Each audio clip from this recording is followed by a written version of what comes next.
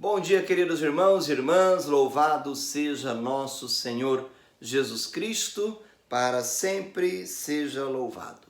Hoje, dia 23 de abril, celebramos na igreja o dia de São Jorge. E às vezes eu escuto católicos dizendo que dia de São Jorge não é celebrado por cristãos católicos. É sim, a devoção a São Jorge parte do século IV, quando então a igreja toda reconhece os feitos desse soldado, que era soldado romano, São Jorge, que nasceu na região da Capadócia. Hoje eu tive a graça de estar com, não hoje, né, mas já tive a graça de estar com algumas pessoas, alguns grupos que acompanhei para a Terra Santa, e ali nós fomos para a Turquia também, e visitamos a região da Capadócia, onde São Jorge nasceu e viveu, e ainda em Amã, hoje nós temos a igreja de São Jorge, onde existe o mapa mais antigo do mundo.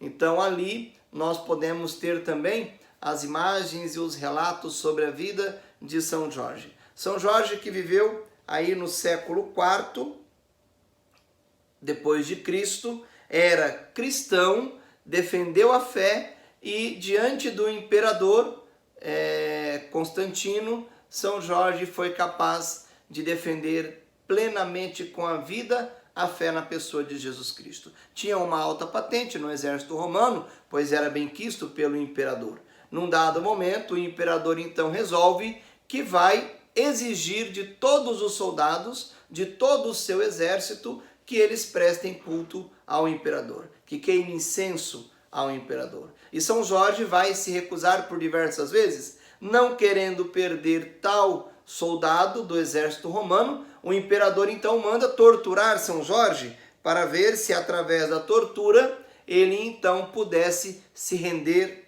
aos romanos e negar a fé cristã. Porém, São Jorge insistentemente, após várias torturas, ele se coloca diante do imperador afirmando: eu sou cristão e não nego a pessoa de Jesus Cristo. Jamais vou renegar o Cristo que me apresenta uma vida nova a partir daquilo que vem do alto. O imperador, então, sem titubear, manda degolar São Jorge, e daí então o seu martírio, reconhecido pela igreja, inclusive está no missal romano, hoje, dia 23, o padre vai celebrar a missa de São Jorge, né? Então, São Jorge é reconhecido sim pela igreja católica, é reconhecido sim como Jorge da Capadócia, soldado romano, que não negou a fé diante do martírio. Então possamos contar com a intercessão de São Jorge, santo copadroeiro do Rio de Janeiro, padroeiro de tantos países também, né? Lá na Turquia existe uma devoção muito grande a São Jorge, também em Portugal, né? Também aí patrono do Corinthians, por isso que o Corinthians tem aí uma história de sucesso, né? Por conta desse santo tão guerreiro e poderoso. Mas enfim, possamos contar com a intercessão de São Jorge para a vida de todos e cada um de nós. E o evangelho de hoje, queridos irmãos e irmãs, está no livro de João, capítulo 3, versículos 31 seguintes. Aquele que vem do alto está acima de todos. O que é da terra pertence à terra e fala das coisas da terra.